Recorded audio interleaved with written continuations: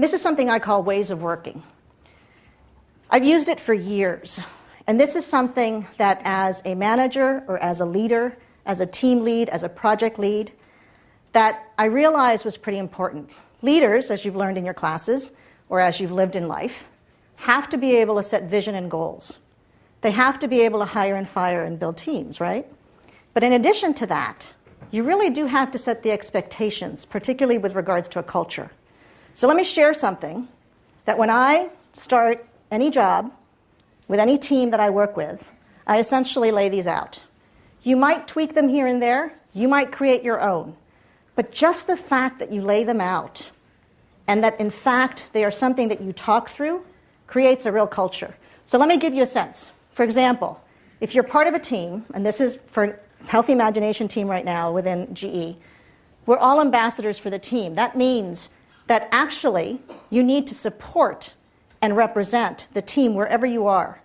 And just understand that, in fact, that is that important. People look at that and they go, that sounds so obvious.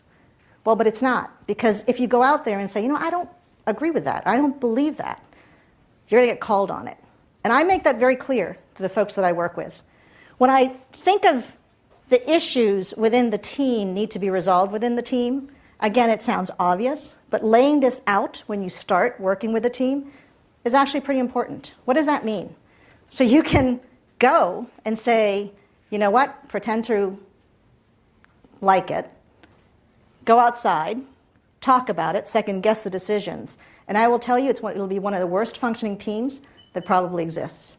Because you don't have the unity, you're not clear, and you're actually not coming together with regards to expectations. But let me give you a sense of when you think about the decisions. Now, everybody gets a chance to actually debate, to argue, as much as you possibly want in the room.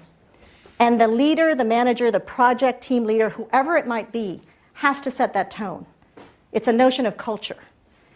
And by doing that, it really encourages very, very strong debate and allowing for everybody to be able to air their concerns and really add to the richness of the decision making.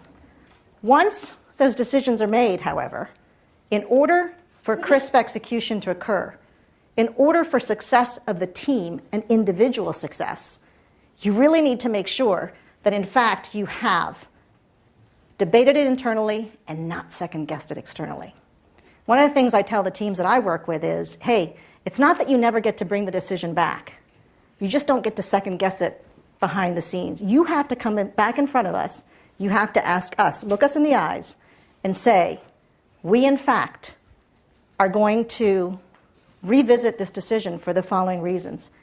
And don't come in without some solutions, too. Come in proactively. Just by setting those expectations, I have to tell you, it's made such a difference. And this is, that you saw that it was 1998 that I've used this, and whatever year we're in now, it's actually lived. And the reason why is they're so simple, but the key to it is that, in fact, what's happened is that we have the ability to make very, very clear, and we get a sort of common contract together.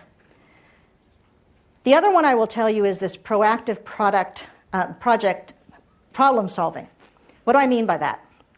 So one of the things that happens is that folks say, particularly in organizations, they talk about, you know what, he didn't do this right. And they go and they tell somebody else, and they go and tell their manager. Or they can't resolve something, and they go tell somebody else without going first to the person that's actually caused the problem.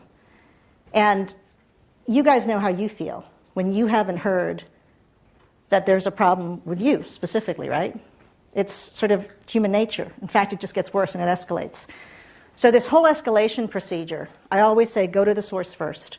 Always talk about that. Create that culture of accountability and create the culture of respect between one another. It's remarkable. It actually works if you hold yourselves accountable and you get the team to get into this contract with one another. The last one that I'll talk about is assume noble intent. This one seems more simple than not, but it's absolutely probably the one that's the most elegant. When people are approaching you, when there's problems, what do you guys think, right?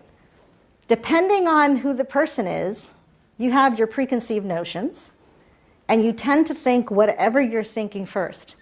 But the reality of it is, if in fact you can, just assume noble intent. Assume they're actually coming to you with a good purpose in mind.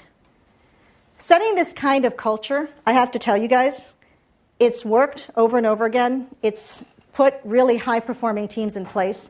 It creates a culture of accountability. It creates a culture of respect. And as you start to move into this corporate world or into the venture world or into a nonprofit or wherever you go next, think about these hard and know what you've got to be able to represent.